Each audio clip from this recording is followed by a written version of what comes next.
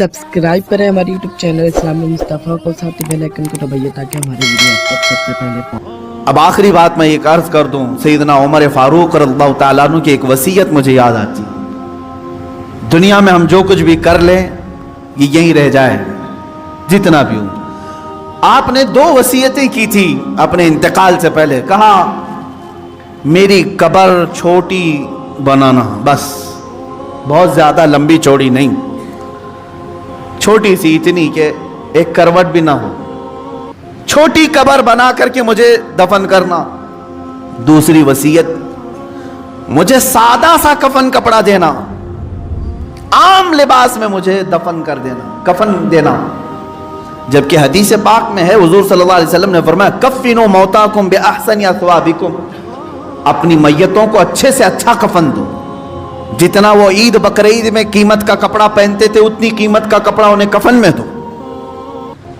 ये मसला है। उमर फारूक रज़ियल्लाहु ताला अन्हु की वसीयत, ये उनका तकवा है। फरमाया छोटी कब्र में मुझे दफन कर दो, सादे कफन में मुझे मलबूस करके दफन कर दो। पूछा गया लोग आपसे, पूछा लोगों ने आपसे कि ऐसा आप क्यों फरमा रहे हैं?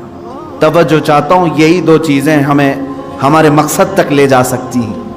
फरमाते हैं, ऐ लोगों, अगर तुमने मुझे अमीरुल मोमिनीन समझ करके, बड़ा समझ करके बड़ी लंबी चौड़ी कब्र खोद दी, शानदार कब्र बना करके दफन किया, होना क्या है? तुम दफन करके इधर जाओगे, अगर मेरे आमाल में एक भी अमल में मैं पकड़ा गया तो ये तो पूरी चौड़ी कब्र भी दबा करके मेरी हड्डी पसलियां तोड़ देगी, दीवारें दबाएंगी। क्योंकि हदीस पाक में है वक्ततुल क़ब्र हक़्क़ुन, कब्र का झटका देना हक है, हर एक के साथ होगा। सैयदना उमर फारूक फरमाते हैं ये कब्र की दीवारें तो हड्डी पसलियां तोड़ देंगी अगर मैं किसी अमल में पकड़ा गया।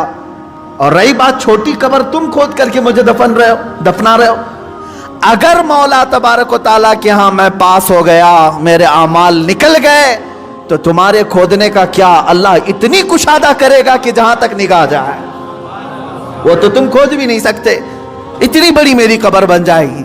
इसीलिए मेरी कब्र का दारो मदार जिंदगी के आमाल पर है, तुम्हारे बनाने पर नहीं, तुम चाहे जैसी भी बनाओ। और दूसरी बात कफन की, चलो तुमने बहुत महंगा कफन मुझे पहना दिया।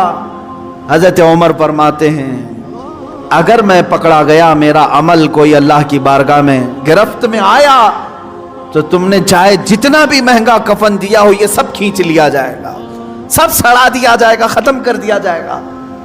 और अगर तुमने हल्का कफन भी दे दिया मुझे, सस्ता कफन भी दिया, लेकिन मौला को मेरे आमाल पसंद आ गए, तो वो तो मुझे जन्नती लिबास पहनाएगा। सारा दारो मदार मेरे आमाल पर है। इसी तरह मेरे अजीजों, तुम्हारी उम्दा कोठियां, तुम्हारे उम्दा बंगले और तुम्हारे बड़े बड़े जनाजे, चाहे लाखों के खर्च के साथ तुमने अपनी मैयतों को दफन का इंतजाम किया हो, कुछ नहीं होना है। तुम्हारी जिंदगी का सारा दारो मदार यही चंद दिन है जो तुम अल्लाह को मनाने में लगा दोगे। उठाओ अपनी तस्बीहां, उठाओ अपनी तस्बीहात और अल्लाह रब्बुल इज्जत के नगमे गाओ, उसकी हम्द बयान करो जितना वक्त तुम्हें मिले, और उठाओ तस्बीहात, बारगाह मुस्तफ़ा में दुरूद की कसरत करो। तुम्हारी जुबान इसलिए नहीं दी गई है कि लोगों को तानो तशरी करो, उनको गालियां दो। तुम्हारी जुबान इसलिए है कि मुख्तसर वक्त में अल्लाह की जन्नत खरीद लो। क्योंकि मेरे आका सल्लल्लाहु अलैहि वसल्लम ने ये जुबान यूं दो उंगलियों में पकड़ करके कहा था सहाबा से, ऐ सहाबा सुनो, ये जो टुकड़ा है गोश्त का, ये इंसान को दोज़ख में भी ले जाता है, जन्नत में भी ले जाता है। ये गोश्त का टुकड़ा, तुम खुद अपने तरफ से ऐसी बर्बादियां ना करो। इसीलिए मैं आयत की तरफ फिर से आ रहा हूं। अल्लाह ने फरमाया अफ़हसिबतुम अन्नमा खलक़नाकुम अबसा, क्या तुम ये गुमान करके बैठे हो, ये सोच कर बैठे हो हमने तुम्हें बेकार में पैदा किया? व अन्नकुम इलैना ला तुरजाऊन, क्या तुम ये सोच कर बैठे हो कि हमारी तरफ तुम नहीं लौटाए जाओगे? लौटाए जाओ। अभी अभी मैं जनाजे से फारिग होकर आया, अभी अभी, शायद रोज एक जनाजा देखते होंगे आप, किस तरह से लाए जाते हैं, तुम्हें अंदाजा है हमारी भी मौत आएगी।